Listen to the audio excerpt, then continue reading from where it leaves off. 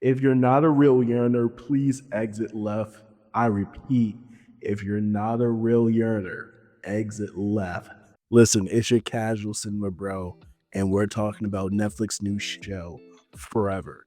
A show that reminds you how pure love can look without jadedness or just having your walls up. Let's get to it. Low key, I've always had a crush on you. Hey,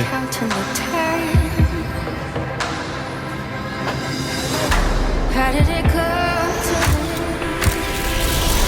to Listen, Forever is the classic tale of boy meets girl, girl meets boy.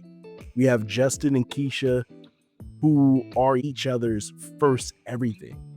And throughout the series, we see how they navigate through these social and parental pressures. Like, for example, Keisha might be a hoe. and that's what the streets are saying. Like, is she a hoe? I don't know. And Justin's parents, he runs that little nigga's life. Like, they're uppity. Let's be nice. We don't have to go there. I mean, you're not wrong, but you didn't have to say it. I mean, good Lord.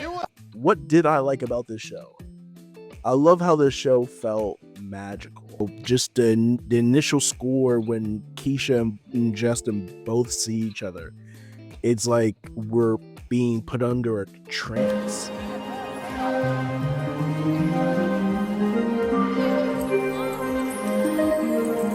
We're falling with them. We're locked in with them. You know, this show does a great job of showing how fun your first love is, how naive you can be with your first love, you know, and also how that first love can also cut the deepest.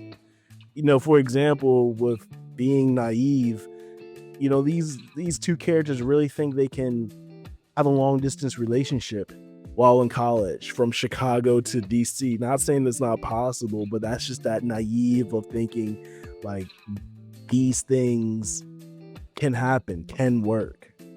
You know, I felt like a lot of the times I was watching myself through the show. You know, for instance, the scene where Justin sends the text message like, "I love you, but I gotta block you." I should call one and go home. That right there, like just there's like, fuck. I remember sending those high school ass text messages. I think this show does a very good job at just tapping in and having you reminisce while watching it if you experienced any of this before. I really enjoyed the first half of the series. The first 4 episodes, they play with that common trope, the will they, won't they trope, with a mix of also right person, wrong time. The will they, won't they trope, that's basically the dynamic between two characters that are constantly shifting between friendships and relationships. Like, are they going to get together? Or what's going to happen? Or are they just going to stay friends? So you see it with shows like The Office, namely. That's a good one with Jim and Pam. You see this all through these type of sitcom type relationships with these characters, and I thought they did a great job with just showing that. Because listen, man, her ex Christian was still there. Now that nigga's a smooth talker. I'm not gonna lie. If Justin wasn't around, I think Keisha would have went back. What I also really enjoyed about this show was Justin's parent dynamics. His mom is a very strong parental figure, and the dad's very laid back. In most shows, that type of mom is kind of running the house, and the laid back dad kind of just like lets it happen. But this one, they did a good job of allowing each parent to lead. You never felt like no one was undermining the other one. They felt like they were always on a united front, and I think that's really dope to see in a black relationship or just black parents on in a black TV show.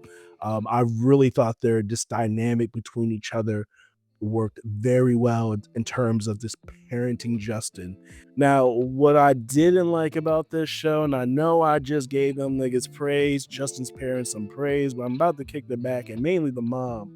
Yo, they was some hypocrites. I'm sorry, they got on my nerves. She got on my nerves.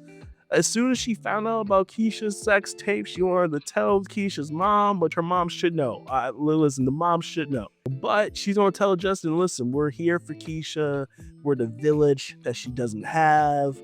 And as soon as Keisha tells her mom kind of just dismisses her at disbelief and goes to work, and she's all alone and crying. And Justin's like, yo, can I go see her? Like, she's by herself. Her mom didn't take the news well. She was like, baby, that's something that family's gonna have to go through.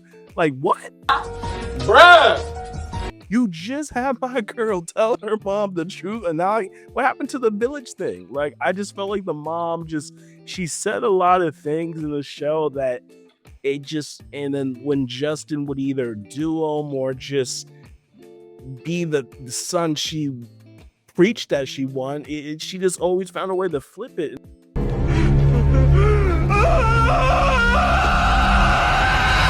I'm sorry. I get she's a loving parent. She wants what's best for her son.